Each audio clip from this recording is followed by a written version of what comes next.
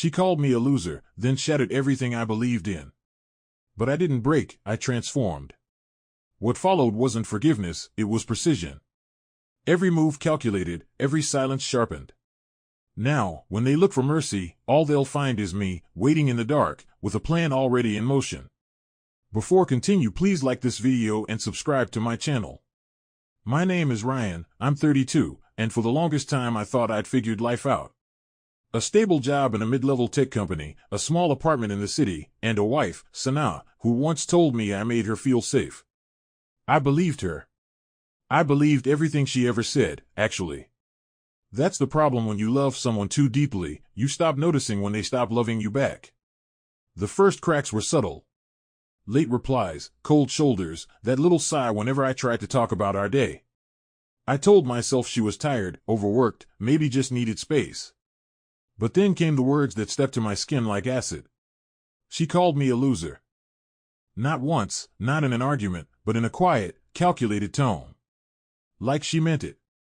Like she wanted it to sink in. At first, I laughed it off. Everyone has bad days. But then she started dressing differently, going out more. There was always a friend, a guy named Ibrahim, someone from her old university circle. The kind of man who wore confidence like a tailored suit. He smiled too long. She smiled back longer. I told myself I was paranoid. Love makes you blind, but denial makes you deaf too. I ignored every sign until the night I came home early. Her perfume hit me before her voice did. I stood in the hallway, heart pounding, hearing laughter from the bedroom. A man's laughter. I didn't need to open the door to know what was happening. My world crumbled in silence. I didn't confront her that night. I left. Drove for hours without destination. The city lights blurred into streaks. I parked near the river and just stared at my reflection in the dark water. For the first time in years, I didn't recognize the man staring back. The next morning, she acted normal. As if nothing had happened. She cooked, smiled, asked about work. I played along. Pretended to. Because I knew, when someone betrays you that deeply, you don't react. You plan. That night, I started keeping notes. Dates, names, times. Everything. Not because I wanted to forgive. Because I wanted evidence. Revenge isn't born from rage, it grows from patience. And mine had just started to bloom. Days turned into weeks. Her lies got bolder. She said she was going to her mother's. I tracked her location, she was at Ibrahim's apartment. She said she had office overtime. I watched her check into a hotel. She was methodical. So I became surgical. I started building a different version of myself. At work, I volunteered for extra projects. My boss noticed. Promotions don't erase betrayal, but they sharpen your weapon. I wanted power, not for status, but for leverage. I wanted every piece of my comeback to look accidental. When she finally told me she was confused about our relationship, I nodded. Calm. Too calm. She took it as weakness. I took it as progress. Because a storm always looks quiet before it hits. One evening, she left her phone charging in the living room. I glanced once, then twice.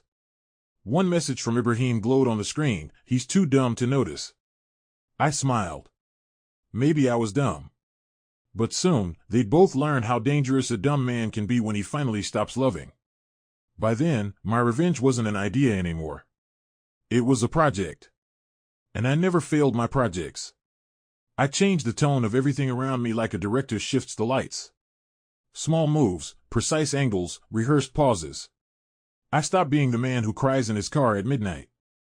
I become someone more dangerous, a man with a schedule and a steady hand. I learned to breathe in the way the world expects of unbroken people. Inside, everything is braided tight with rage and a plan. I start with the obvious places. Her friends, the regular haunts, the coffee shop that smells like burnt sugar and cheap ambition. I watch from a bench that used to feel romantic and now tastes like coal. She walks in with a laugh polished for public consumption. Ibrahim sits across, hands on the table, wearing that confidence that became his shield. I take pictures with a phone that has no face to it. I record small things, a hand brushing a knee, a too long eye contact, a secret smile. Each image is a thread. Each thread will be pulled. Work becomes my camouflage. I take on a project that requires me to be seen with the right people. I accept late nights with clients who like men who look like they have control. I build alliances with quiet colleagues who want promotions and are willing to trade favors for leverage. I learn to talk about numbers and outcomes, to nod at meetings so people think I am the same old reliable Ryan. They do not see the wire under my sleeve. They do not know I am planting seeds. Money follows the new me like a polite shadow. A promotion appears like a curtain opening at the precise moment I need it. Having a little more money in the bank is an ugly luxury that helps practical things fall into place. I make small purchases that matter, a rented car with tinted windows, a burner phone that never answers, an email address that does not trace back to me. All these things are ordinary until they are weaponized. Ordinary makes people comfortable. Comfortable makes them careless. Sanaa continues her routine of excuses and feminine diplomacy. She thinks I am stepping back. She thinks the man who used to beg is asleep. I keep conversations scripted, short, polite.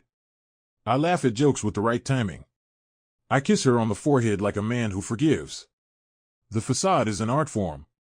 The more I act like nothing is wrong, the less she suspects the storm gathering in the corners of every room we share. Ibrahim is the easy piece. He is a man who likes being looked at. He posts pictures of nights he did not earn and breakfasts he did not cook. He brags in language that tries too hard. It is the kind of arrogance that presses thin paper into mistakes. I befriend the wrong circles for him, show up in places where his ego will inflate and his defenses will fail. I plant stories about a fictional investor who is interested in people like him, names that sound expensive and dangerous, a world that promises easy escape routes if you step one foot into the wrong puddle. He bites. He always bites. I build a cast of extras without telling any of them the real play. A photographer who owes me a favor, a bartender who keeps his mouth open when I slip him the truth wrapped as gossip, a former classmate who thinks he recognizes a chance to impress. They become my unknowing instruments, polishing scenes and moments I will later use where it hurts. I arrange meetings in public places with witnesses who will remember the details I need. I let rumors drip into the social pond like ink until everyone's tongues are wet with curiosity. There is a file on my desk with dates and times and little annotations in a handwriting that belongs to a man who used to take careful notes for work presentations. This file becomes my map. I trace every laugh and every night out. I notate payment receipts, slip-ups, a shared receipt at a wine bar, a GPS ping that told me more than enough. When the map is finished, it looks like a cruel constellation, stars aligned to show the shape of betrayal. I begin to test the edges. A late-night call to a number that rings at Ibrahim's place, saved under a silly nickname. A courier delivered to the friend's office at the exact minute she is scheduled for a meeting. I watch their reactions without touching anything. I am hunting for arrogance in their faces, for the flicker of realization that someone is watching. Their first flashes of fear are small but telling. They glance at each other differently. They pull their texts closed like they are hiding contraband. The hardest part is pretending to be broken. The hardest part is letting her believe I still crave her forgiveness. Every smile I give her is a lie gilded with surgical precision. I let her think she has won something in my fatigue.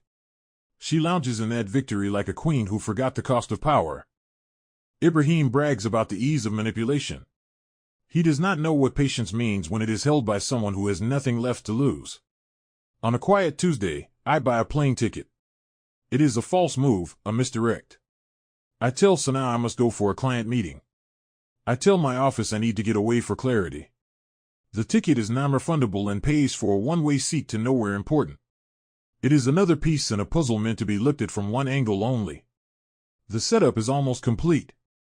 The final movements are the small ones, the acts of timing, the placing of evidence where it will sting the most. My file sits on the table. The pictures are organized. The voices I recorded sleep in anonymous folders. I look at everything like an architect looks at a building before demolition. This is not revenge for the sake of anger. This is a construction of consequence. This is a plan to make their lives mirror the ruin they gave me. I light a cigarette like an actor who knows his final scene is coming. The smoke curls and disappears. It feels fitting. The air tastes of metal and something that feels like readiness. The stage is set. I only have to press go. I wake up early like a man with a secret appointment with fate. The apartment feels different at dawn, as if it is holding its breath. I move through rooms I once associated with comfort, each corner a memory of how gentle life used to be. Now every object is a prop, useful only for the way it helps the story unfold. I pour coffee with a hand that does not tremble. The calmness is deliberate. It is practice for the moment when everything breaks. The plan needs momentum. Small, consistent pressure until metal yields. I start by wearing a different face at social events. People who used to pity me now nod with respect. That respect is fuel. I go to fundraisers and meetups and sit where influential people sit. I speak less and listen more.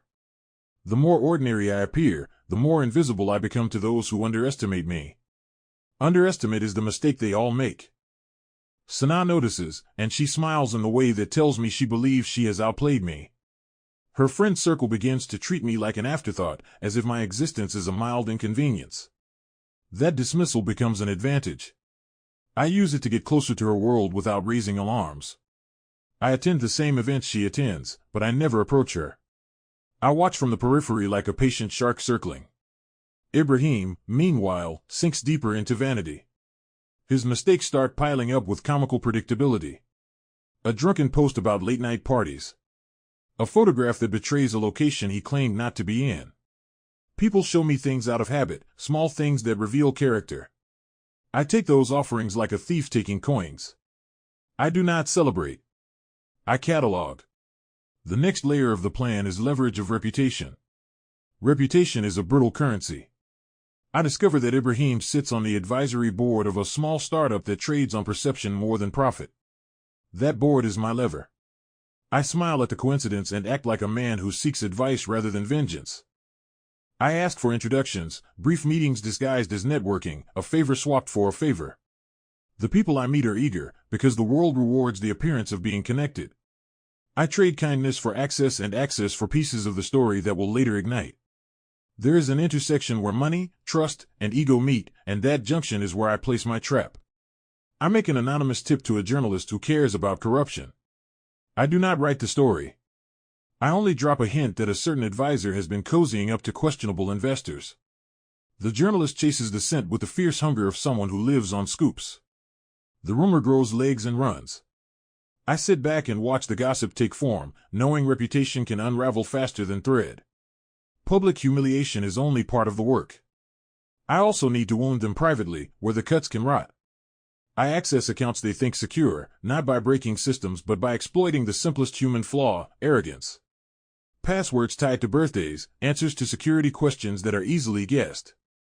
I find receipts that show hidden transfers, a pattern of lies recorded in bank statements and forgotten messages. I compile everything in a file that is not about evidence for courts but about the slow dismantling of a life. I make every hidden thing visible in my own way. I keep the moral weather inside controlled. I refuse to let hate harden into cruelty for its own sake. Each act is measured against the memory of the man who sat on the riverbank and felt his world dissolve. This is not pleasure, it is justice served according to a code I wrote after being broken. The code demands precision and timing rather than screams and theatrics. That discipline is what separates revenge from chaos. Still, I take small indulgences. I call an old friend and laugh into the night. I book a table at a restaurant I know she loves and watch her walk in with Ibrahim beside her. They look like a couple floating on borrowed time. I sit in another room where I cannot be seen but can observe. They lean too close, hands almost touching. Every touch is a reminder of what she stole. Watching them is a new kind of pain that tastes like iron and cold water. I let it sit, then I fold it into the plan. The plan requires a catalyst, an event that triggers a chain none of them can stop. I pick a weekend when Sana is hosting a small gathering and Ibrahim plans to brag about a recent deal. I invite some people from the startup world, people whose opinions can pull the rug out from beneath him. I plant a subtle seed with one of them, mentioning an investor who dislikes public scandals. I hint at rumors in the right tone, not accusing but suggesting. The rumor is a match and the room is dry timber. Meanwhile, I prepare the private blows. I download messages, collect recordings, and arrange for copies to be sent to people who will care. I am careful to avoid anything that will drag me into legal peril, but I am ruthless in targeting their vulnerabilities, career, friendships, the illusion they wear like armor. I know their bravado is fragile because everything built on deceit lacks sturdy foundations. On the day of the gathering, I am an actor executing a flawless scene. I arrive late, casual, like a man who just happened to drop by. I watch the room breathe. Then I trigger the network. A casual text here, an offhand remark there, a link sent to the right inbox at the right time. Panic is subtle at first, a glance that lasts too long, a swallowed laugh, a hand that trembles. Then the cascade begins. Conversations stutter. Phones go quiet. People move closer, forming clusters like lifeboats trying to stay afloat. Sana looks at me with something that is not fear but momentary confusion, as if she is seeing me for the first time in years. Ibrahim tries to laugh and fails. The earthquake I engineered has arrived, and in the quiet aftershock I taste a strange emptiness tinged with triumph. This is the sound of a life I did not build collapsing by its own rot. Dark justice is not a shout. It is the noise of foundations giving way. I move in closer like a shadow slipping through an open window. Infiltration is not a single dramatic break-in with crowbars and sirens. It is a slow wearing away, the kind of quiet that makes people forget to lock doors. I enter a part of their lives that they believed was private because privacy is the first luxury liars buy for themselves. I take that luxury away inch by inch. My first breach is small and domestic. A spare key found in the wrong place, left in a drawer because people who live double lives can never keep things tidy. I do not force a lock. I stroll up to the door with a calm that reads as normality and step into rooms they believe hold memories only for them. The apartment smells like expensive soap and colder laughter. I move through the space like a man who has rehearsed grief until it sounds like purpose. I learn their rhythms. I learn the time she showers, the songs he plays when he wants to feel relevant.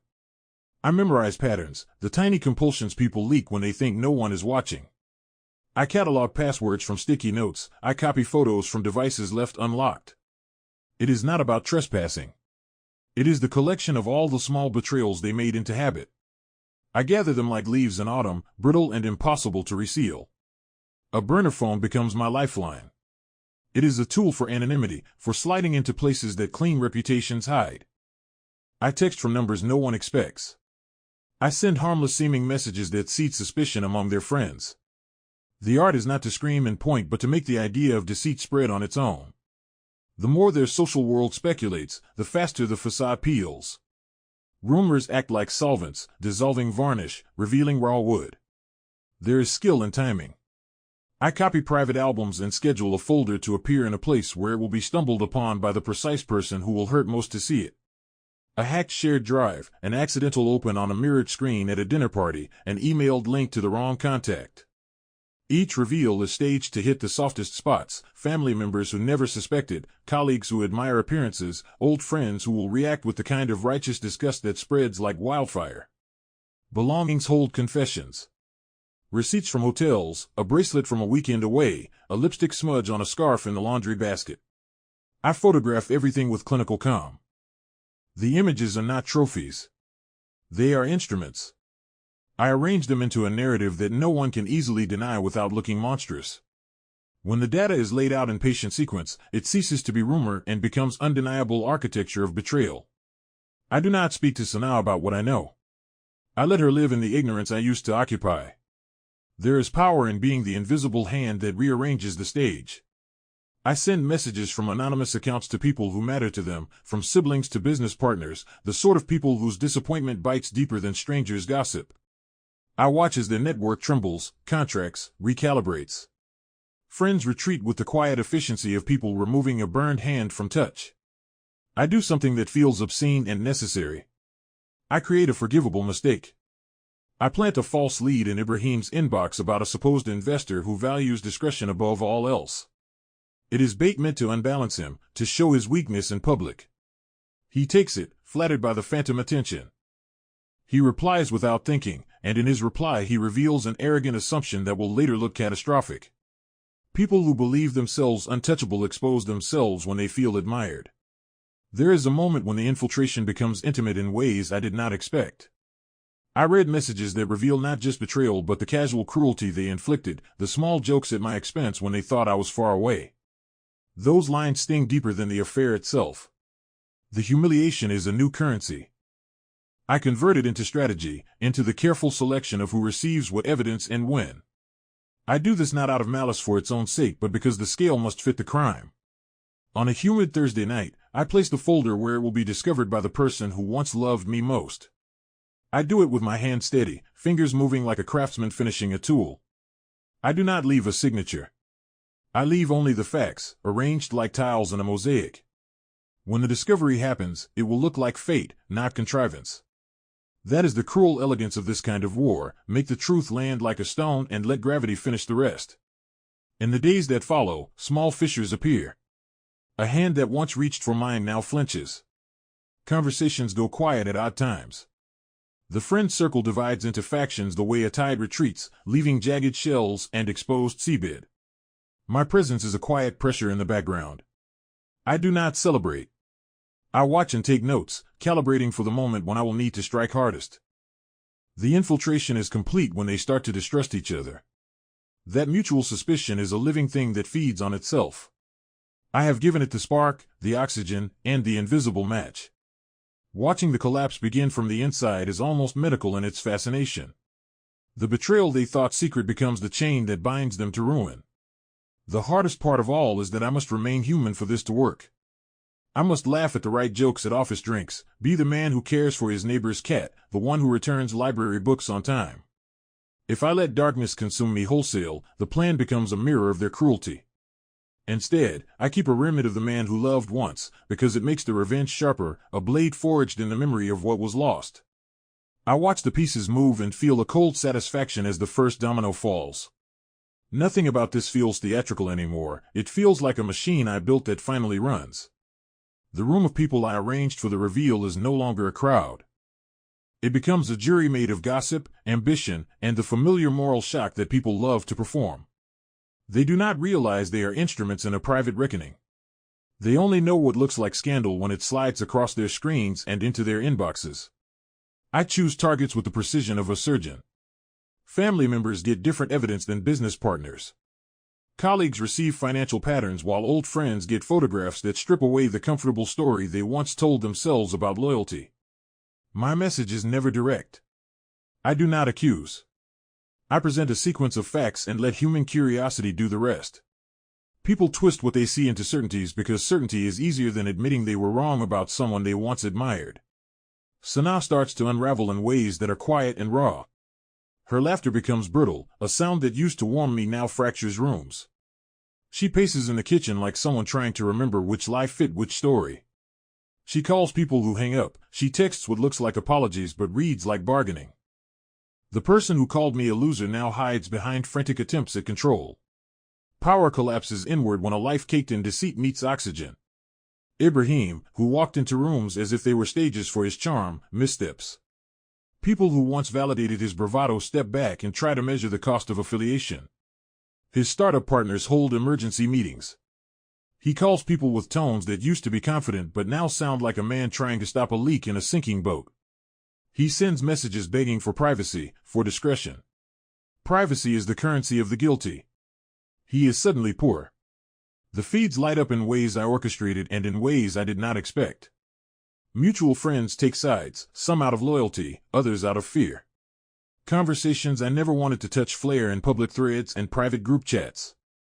The internet turns their albums and their business profiles into evidence rooms. Comments like small splinters add pressure from all directions. Shame becomes a chorus that refuses to stop singing. I keep my distance, watching through curated accounts and borrowed devices. I do not gloat. The silence I maintain tastes like victory, but it is not a sweet thing. It is a cool, exact sensation, a finality that leaves behind a hollow. When someone I thought would defend me calls and offers support, I feel a strange gratitude that is quickly followed by emptiness, as if survival stole something essential. Revenge is not celebration. It is a long, hard closing of a wound that never stops scabbing. There are moments when the plan asks for cruelty that feels surgical. I release a set of documents to a board member who once admired Ibrahim because public trust will fracture faster with a hand from the inside. I sent images to a sister-in-law who always believed in marriage as a sacred thing. Those acts are precise because they make the fallout inevitable. I do not cause ruin by accident. I engineer it to land in the exact place it will hurt most. The hardest blow is the one I cannot stage perfectly. A neighbor who used to smile at us on the elevator asks Sanaa a simple question in passing. The question is ordinary, but it gets a reply that is clipped and defensive. The neighbor, confused, walks away and later texts me about what she overheard. Simple actions compound and make a life feel unstable. The architecture of lies is brittle. The smallest tremor can bring the whole building down. Ibrahim tries to salvage his image with apologies that are polished and hollow. He meets people who ask him direct questions in front of others and then excuse themselves. In those empty rooms, his arrogance becomes a liability. There is humiliation in watching a man who thought himself untouchable scramble to patch a brand that was never built on truth. He loses more than status. He loses the comfortable numbness of deceit. Sanaa's phone rings at odd hours. Messages flash on screens meant to soothe and instead fracture. Her friends stop making excuses. Some of them text me out of pity or curiosity, asking if I know anything. I text back a single, blank message that says nothing and does everything. Silence can be a blade as sharp as any accusation. People project fears into it and then act on those fears. I pick my moment to step into the open. I do not make a grand speech. I walk past them with a quiet that says more than 1,000 accusations. Eyes glance and then look away because looking longer would be to acknowledge they were complicit in believing a false story. They prefer the ease of denial. That ease evaporates when consequences land on someone they recognized as safe. There is an instant when both of them look at me together and finally see a shape I had taken on for so long, not the broken man in the car by the river but a figure made of patient calculations and cold intent. Their faces reveal what I already knew. They underestimated how dangerous a measured man can be when he has nothing left to lose. The week that follows feels like a slow descent. Contracts are suspended. Business meetings are canceled. Invitations disappear from calendars like birds startled from a branch. Sanaa attempts to call me once, twice, more, but I let them go to voicemail. The sound of her voice in that empty box is like an echo from a life now foreign. Ibrahim sends frantic messages that ask for meetings to explain. I never reply. Some things do not deserve an explanation. At night, the city hums outside my window and I sleep with one eye half open, not because I fear retaliation but because I have learned that darkness is always a two-way street. My plan will not go unchallenged forever. I expect replies, denials, and desperate moves. I also know that when the final curtain lifts, the audience will see the broken stage and not the man who built it. When ruin becomes public and irreversible, the world stops pretending to be kind. It turns toward spectacle with appetites sharpened by other people's falls. I watch them both become smaller in the wake of their own choices. This is the tightening wire. The knot draws. The trap is no longer theoretical. It is closing. I count the hours like a gambler counts cards, each minute folded into the hand I have to play. The blueprint is complete and the city hums with ordinary life, blissfully unaware that a scheduled execution is humbly disguised as routine. I move with purpose, a man who has rehearsed this scene so many times that the lines are etched in muscle. There is no turning back. The strikes I have shaped are neat, legal-looking, perfectly plausible. They will crumble more than just reputations. They will strip choices until nothing remains. The last pieces are small and surgical. I arrange meetings that seem mundane, accountants, small-time lawyers, an ex-colleague who owes me a favor. I hand them papers that read like business as usual. One set proves financial irregularities, curated into a narrative that shows embezzlement and careless transfers. Another set lands with family members, photographs, and timestamps arranged to tell a story that cannot be stared down easily. I organize everything to hit multiple arenas at once, work, friends, family, so the collapse is comprehensive, not just spectacular. I set the timing to the morning of a board meeting Ibrahim values above all else. The documents slide into inboxes before sunrise. The messages go to mothers and siblings and investors in the same quiet fold. Panic cannot be contained when it finds multiple doors at once. People who might have offered sympathy now look for ways to distance themselves. That instinct is merciless and immediate. I watch it like a scientist watching a reaction reach boiling point. Sana wakes up that morning with sleep in her eyes and a smile she thought she still deserved. Her phone buzzes with the first tremors. Her face drains color in a way that feels both inevitable and intimate. I am a few rooms away, pretending to iron a shirt, the mundane acts of a man who still shares a life with a woman he plans to ruin. It is grotesque and precise. My hands do not shake, my breath is steady. Calmness is the secret ingredient of every disaster I have curated. When Ibrahim's phone rings with a call from the head investor, the voice on the other end is short, clipped, and full of the cold language of consequences. He tries to smooth things with charm at first and then moves to bluster as pressure mounts, but the facade slides. The board suspends him pending an inquiry, and in one bureaucratic sentence the scaffolding of his world shudders. The people who once laughed at his jokes now exchange glances and hold meetings behind closed doors. He becomes the subject of hushed conversations instead of the center of applause. Sana scrambles through messages like someone searching for a map in a storm. Her friends call less frequently, and when they do speak it is with a tone that is careful, afraid to appear partial. Her family, the ones who always trusted appearances, ask for explanations that are impossible to deliver. I watch her try to create words that will build a bridge back to what she lost. The air in the room makes effort feel ridiculous. She used to think of me as a place to land. Now she learns that some places are deserts. The press, hungry for the smallest taste of scandal, begins to sniff. A blogger with a nose for trending topics posts a thread.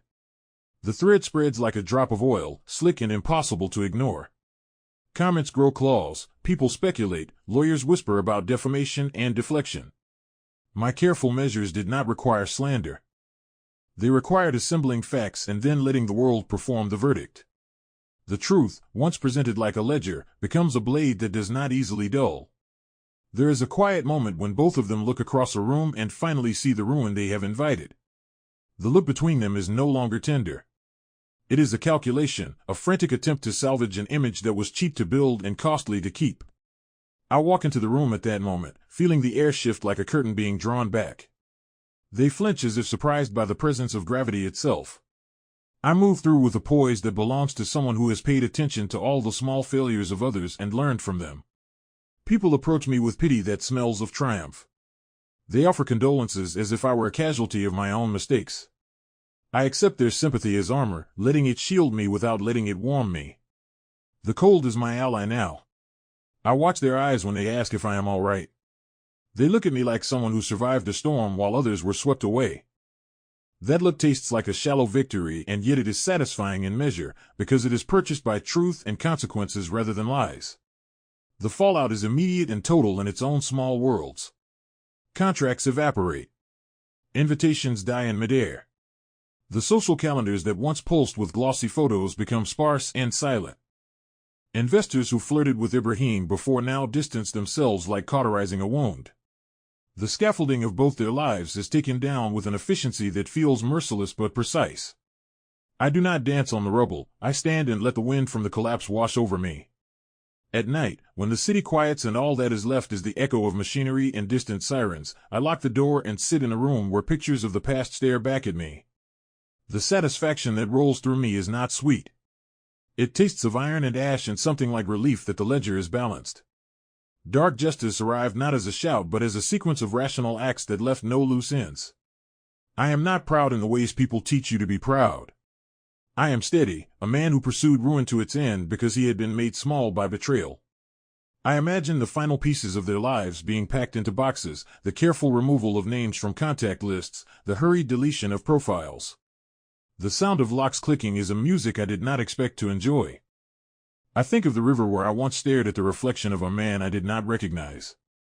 In that dark current I see a new shape. I am not whole, but I am dangerous in a way the world understands. The strike is complete. The consequences have landed. The final phase is not triumph. It is the quiet aftermath where a man measures what he won and what he lost. The days after the strike feel like walking through a city that belongs to someone else. Faces turn away faster than before. Offices that once greeted me with nods now pass me with a glance like a warning. The world keeps moving, but the part that knows me has been rearranged into something unfamiliar. I built an avalanche and now I wander the valley watching mudslide residue settle into corners. Calls come from numbers I don't recognize. Lawyers begin to appear in my inbox with tones that smell of paperwork and caution. I expected challenges. Ruin rarely arrives without a counterweight. What surprised me was how quickly other people tried to define the story for their comfort. Some whispered that I had snapped. Others suggested I was cruel on principle. That was fine. Labels are wind. They do not change what happened. They only try to make sense of it for themselves. Sanaa retreats into the small rooms of her childhood memories. She reaches for explanations like a drowning person reaches for air. Her family closes ranks, but not to protect her as much as to protect themselves from scandal's sharp edges. Ibrahim becomes less a person and more a case file. He sends messages that are thin with apology and then thicker with demands. Investors ask for audits. Friends ask for distance. The life they built on borrowed sincerity collapses into paperwork and shame. A few nights I dream of the river, still and black, and the man who watched his reflection dissolve. In the dream I reach in and my hand comes back empty. I wake with the same dry taste in my mouth, the same sense that something vital was taken and cannot be reclaimed.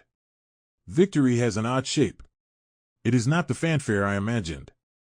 It is the hollow where trust once lived. People begin to pick sides in ways I did not expect. Old colleagues who once envied my stability now call with cautious concern. Some offer help that feels sincere. Others smile with the kind of sympathy that is really congratulations.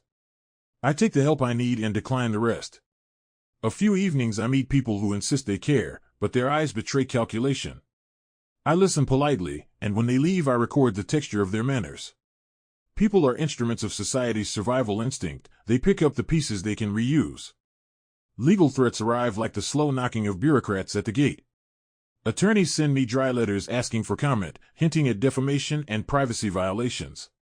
That is when I am reminded that revenge has a cost measured not only in emotional terms but in legalese. I study the letters with the same cold interest I once studied receipts. I do not fear them. I respect them. Respect is the backbone of strategy. I hire someone with a quiet manner who speaks in careful sentences. He does not ask for dramatic details. He matches my tone and turns risk into expected parameters. There are nights when the silence in my apartment is so loud it becomes a character in the room. I walk from room to room cataloging what remains. A book on the shelf, a chipped mug, the imprint on a pillow. These ordinary things are proof that life was once softer. They also show me how thoroughly one betrayal can change texture. I no longer look at the future as a shared thing. The future curves inward, a private plan I do not share with others. Rumors begin to breed new rumors. Some claim I engineered everything for profit. Others insist I did it for pride. Truth is a small island and people make maps to it that suit their needs. That is unavoidable. People need stories where chaos becomes a lesson and unfaithfulness becomes a morality tale. I let them have it. Their versions are light, mine is weighty and real. The only voice that matters is the one that can stand in court if it comes to that. Ibrahim tries to retaliate in the way wounded men try, loud and public. He hires a PR person and speaks in carefully curated statements that try to shine a light away from his failures. The statements wobble under scrutiny because a life built on show cannot withstand close attention. He lashes out at anyone who will listen, but lashing does not rebuild trust. It only reveals fragility. Sanaa makes one last attempt at salvage that reads more like bargaining than apology. She calls people who once loved her and asks them to remember a different past. The past remembers itself better than any plea. Her calls land on voicemail boxes that already store other people's doubts. Her hands, once so seamless at hiding truth, now move with a panic that menaces the edges of her composure. I do not celebrate their pain. There is no triumph in watching people shrink. What I feel is a cold settling, justice executed, ledger balanced. I walk the city at night and see reflections of my own face in shop windows. Sometimes I catch myself smiling, but the smile is small and hollow. Other times I do not recognize the man in the glass, and that terrifies me more than any court threat. Enemies morph into lessons. The things I did to dismantle them teach me what humans can hide and how public life eats private sins like fuel. I become more guarded. Friendships that survived are few and oddly loyal, forged not in happy times but in the burned space after. They offer practical help and a steadiness I did not know I needed. In rare moments, I let conversation drift to normal things: football scores, a new cafe, a shared joke. Those are small anchors that keep me human. A new threat simmers when a minor blogger posts speculation linking me to the unraveling. The article is thin on facts and long on insinuation. It is the kind of noise that can erode victories if left unchecked. I arrange for a careful correction through channels my lawyer recommends. It is not a spectacle. It is a quiet repair. The correction lands, and the rumor loses momentum. Small wins like that matter. They remind me how fragile public perception is and how careful one must be when playing with it. At night, I write lists again. Not of revenge items, but of things I want for myself that are not about breaking anyone. Stability. Work I can be proud of. A life that does not orbit humiliation. It is hard to imagine rebuilding from ashes, but it is necessary. I know there will be more echoes of what I did, more questions and maybe more collisions. For now, I live with the sound of their fall and the knowledge that I have paid in ways I did not predict. The ash will settle, and then I must decide what to plant in the ruin. Morning arrives like a muted apology. The city outside my window is the same, but the air feels changed. I've burned every bridge that led to the world I once belonged to, and the smoke still lingers. Justice delivered doesn't always taste like victory, sometimes it just tastes like quiet. The news cycles begin to slow. People find new scandals, new distractions. Ibrahim's name still circulates, but it's now buried under fresh disasters belonging to others. Sanaa's face disappears from feeds entirely, no filtered smiles, no curated quotes about resilience. She retreats from digital life, and in the silence that follows, her absence becomes louder than her presence ever was. I walk the same streets we once walked together. Every corner hums with memory. The bakery where she'd insist on extra sugar in her coffee. The park bench where I told her about the promotion she never congratulated me for. I pass them all like walking through a museum of someone else's mistakes. Each memory feels distant, framed behind glass, labeled Exhibit A, what you survive. Ibrahim tries one last time to resurrect himself. A new company under a different name. A new pitch deck with the same hollow words about innovation and integrity. But the internet never forgets. Search results are permanent scars. He sends a mutual friend to test the waters with me, to see if I'll back off. I smile and shake my head. My silence is the final verdict. Sanaa sends a letter. Not a text, not an email, an actual letter, written in the same looping handwriting she once used to sign birthday cards. It's thick with apologies, confessions, the language of regret learned too late. She writes about sleepless nights, about wishing she could undo it all. She writes that she misses my steadiness, the way I made chaos feel safe. The irony is heavy. The words bleed sincerity, but they are addressed to a man who no longer exists. I don't reply. Not because I hate her. Because there's nothing left to say. The kind of wound she gave me can't be spoken away, it has to be carried until it dulls into something livable. I fold the letter and place it in a drawer with the rest of the documents, evidence, memories, ashes. I've built my justice from their lies, now it's time to build silence from the ruins. The office treats me differently now. Some colleagues see me as the quiet survivor. Others avoid me, as if betrayal were contagious. My boss pretends nothing happened, but I catch his eyes sometimes, measuring whether my anger could turn on him next. That look almost makes me laugh. I've already used all the fury I had, what's left is calm, heavy as stone. At night, I go back to the river. The same place I stood on the night everything broke. The water moves lazily under the bridge lights, the same dark mirror that once showed me a stranger. Now, when I look, I see something else, a version of myself carved out by betrayal, sharper, colder, maybe even freer. Pain changes form. It doesn't leave, it transforms into something functional. A stranger beside me throws a coin into the river and whispers a wish. I wonder what I'd wish for if I still believed in that kind of magic. Peace, maybe. Or the ability to forget without losing what the pain taught me. Forgiveness doesn't come, I stopped waiting for it. But the noise in my chest has softened. The world is quieter, and I've learned to live with that quiet. I start running in the mornings again. At first, my body protests. My lungs feel rusty, my legs reluctant. But each day I go farther. The motion becomes meditation, a way to remind myself that movement is survival. Strangers on the same path nod at me. They don't know my story, and that's a gift. In anonymity, I rediscover what it means to be ordinary. Sometimes, I catch whispers that Sanaa moved to another city. Some say she found work at a small design firm. Others say she disappeared abroad. I don't verify. Her story is hers now. Ibrahim fades faster, people like him always do. Their names echo briefly, then dissolve. The internet devours its own memories. That's its own kind of mercy. The apartment feels bigger now. Not because I've changed it, but because the tension that once filled every corner is gone. I repaint the walls. I throw out old things, the coffee mugs, the worn-out curtains, even the photo frames that once felt sacred. I keep one photograph, though, tucked behind a book on the shelf, the two of us before the row began. Not as a reminder of love, but as evidence of how far a person can fall and still climb out. Some nights I write. Not about them, not about revenge, but about truth. How it corrodes when hidden, how it rebuilds when exposed. I write for myself, not for anyone to read.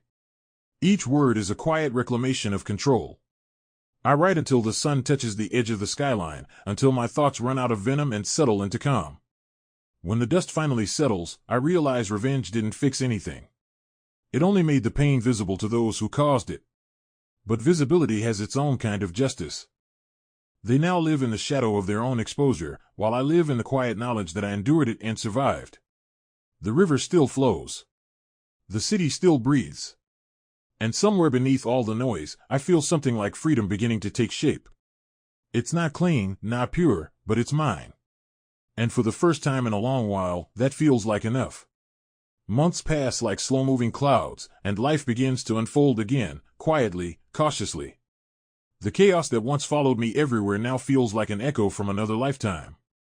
The phone no longer vibrates with threats, the inbox is clean, and my name no longer floats through gossip. The world has moved on, and for once, I'm grateful to be forgotten.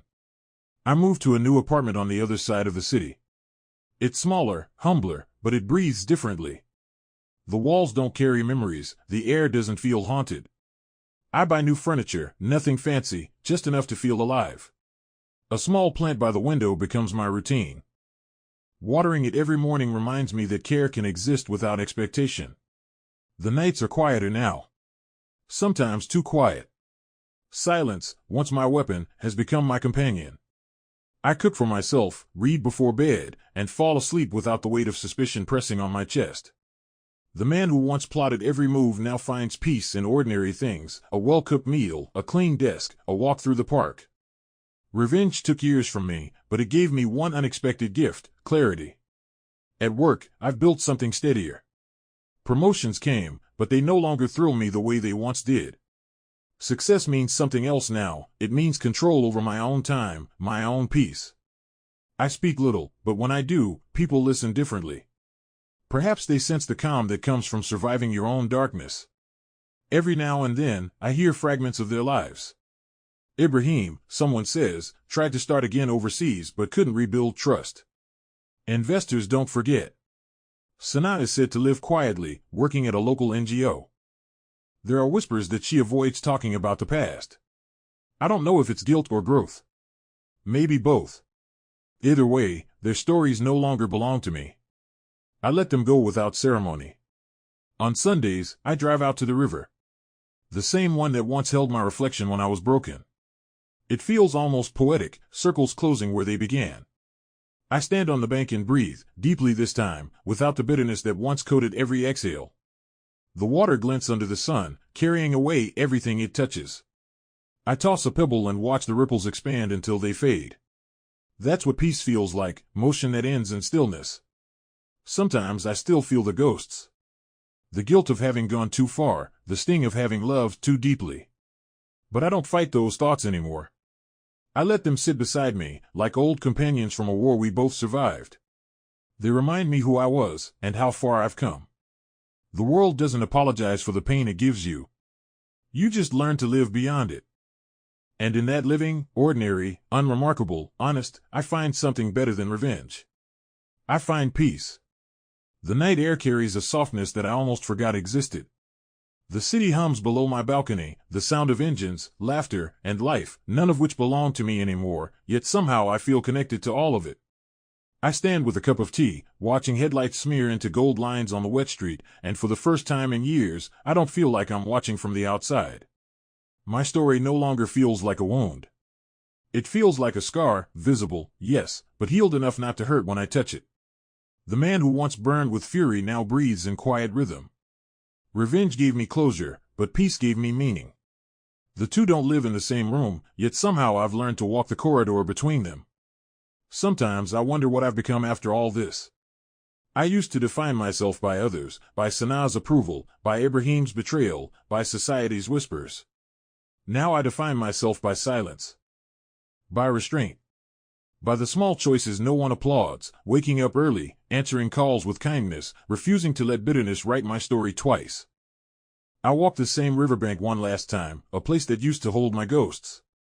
The air smells of rain, and the city lights flicker across the water like scattered memories. I remember the night I first stood here, ready to disappear into anger. Now, I stand still, not as a victim, not as a villain, just a man who made it through. The ripples in the river move outward endlessly. That's what revenge is, I think, a ripple that reaches far beyond its starting point. You can't control how far it travels or what it touches. But you can choose when to stop throwing stones. Tonight, I stop. Sanaa's letter stays locked away, not out of spite but because the past doesn't belong in the present. Ibrahim's name fades from conversations, his empire reduced to footnotes in forgotten news threads. Their downfall was loud, my healing is quiet. That's the trade I made, and I accept it. I take a deep breath and realize that forgiveness isn't about them. It's about refusing to let their shadows live rent-free in my mind. I no longer seek justice, I already built it. What I seek now is balance, a life untouched by the noise of vengeance. I finish my tea, place the empty cup on the railing, and whisper to no one in particular, it's over. The city doesn't answer. It doesn't need to. The world moves on, and so do I. Tomorrow, I'll wake up to another morning, unremarkable, maybe even boring. But that ordinariness feels like victory. For the first time in forever, my story doesn't revolve around pain, it revolves around peace. And if anyone ever asks what happened to the man who was called a loser, I'll smile and say, he learned how to win quietly. If this story moved you, please don't forget to give it a like. And if you love emotional, powerful stories like this one, please make sure to subscribe to the channel.